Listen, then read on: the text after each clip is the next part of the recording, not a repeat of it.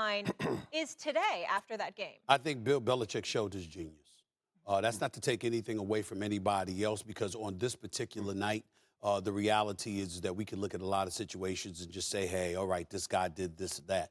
But in the end, Bill Belichick was absolutely sensational. Sans the last field goal, 56-yard field goal attempt by Nick Folk, I don't believe that was the right call. It's not that it was wrong per se. I just would have went for it on a 4th and 3, considering how decimated Tampa Bay's secondary was. Having said all of that, when you saw how discombobulated Tom Brady appeared on so many occasions last night, that spoke to the brilliance. I want to remind everybody about the storylines coming into this game, y'all. We had a book coming out where excerpts were exposed about how Tom Brady's relationship was with Bill Belichick in the end, some of the things that Bill Belichick did, how he, didn't appreciate Tom Brady nearly as much as he should have and what have you. We were asking these kind of questions. We were talking about this. We were going back and forth as to who deserved credit. Did Tom Brady show when he won the Super Bowl last year? He didn't really need Brady. That Brady's success was a product. I'm sorry, that Belichick's success was a product of Tom Brady. And what we saw last night was a reminder of why people who know football, I'm not talking about myself, I'm talking about people like him and all the great analysts that we have on our network, combined with analysts everywhere. The people who know football that have talked about the greatness of Bill Belichick, it was not an erroneous thing. It was validated last night. It's one thing for Tom Brady to just miss throws, overthrow and stuff like he was, because his nerves were probably, he was hyped and all of that other stuff, even though he made some beautiful passes that we either called back because of a penalty or dropped by Antonio Brown. He'd catch that 10 out of 10 times under normal circumstances. We could point to all of that. But in the end, rushing 3, dropping back in the coverage 1 minute, rushing 4 another, blitzing from one side or another. I mean, when you look at Bill Belichick and how confused Tom Brady was at times, to coach this man for 20 years, to know he's a 7-time Super Bowl champion, at age 44, having seen everything in his NFL career, for him to walk out on that field last night and have multiple moments where he appeared confused, that just shows how brilliant Bill Belichick is. And our minds have to wrap around things sometimes, because we can even see things and not believe it. That's what happens when people get injured sometimes. You know, you can see it and you not believe it because your body's in shock.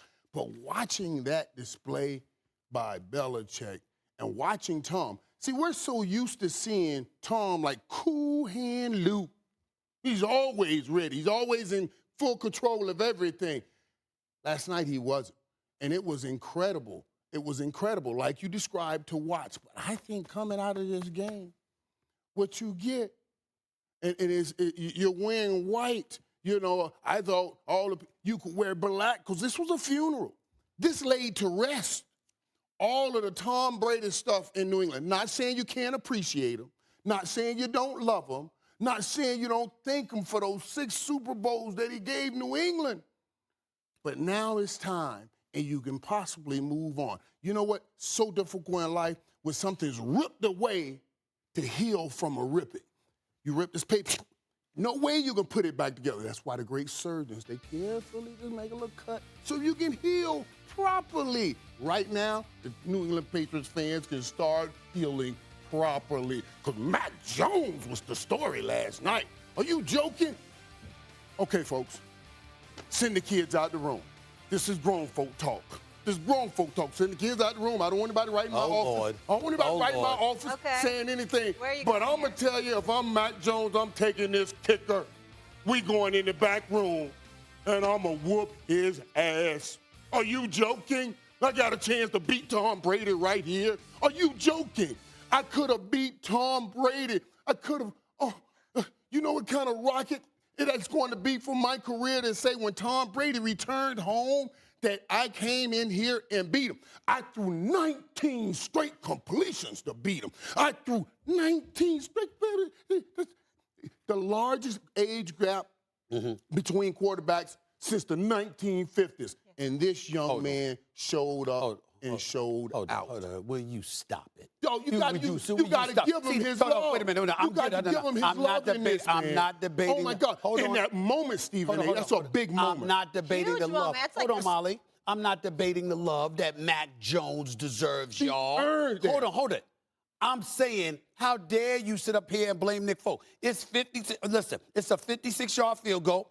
It's against the wind. Rain is coming down heavily, all right? And it's a 4th and 3. Who Mac Jones should have a problem with is Bill Belichick taking the ball out of his hands to give it to the field goal kicker. And by the way, it was 59 seconds left on the clock. If Nick Foles, even if he made it, Tom Brady, all he needs is a field goal to win with 59 seconds left. Who thought he wasn't going to get that? Come on now. You don't give him that amount of time. I'd rather that be the storyline. Okay. Because as Mac Jones, I just Tom Brady. I just Tom Brady. Evidently not good enough. I made this drive. I got it right here. You're telling me about the elements and the circumstances and the challenges that the kicker had. I'm a rookie. I'm coming here replacing an all-time legend. I ain't thinking about his elements and circumstances. I'm dealing with mine. And I came in here. I kept my nerves cool. I delivered 19 straight. I threw for over 200 yards. I did everything, and you blew this by kicking. Man, I'm going to whoop you up. No. I'm just so upset about that, man. Oh, my God. Because you always blame kickers. Because that's what you do. You always blame kickers. That's what you do. That's what you do. I don't always blame kickers. Excuse me. I just don't do this right. You don't always blame kickers. Don't let me go to the archives now. I know plenty of occasions where you called out kickers. But thanks for watching ESPN on YouTube. For live streaming, sports, and premium content, subscribe to ESPN+.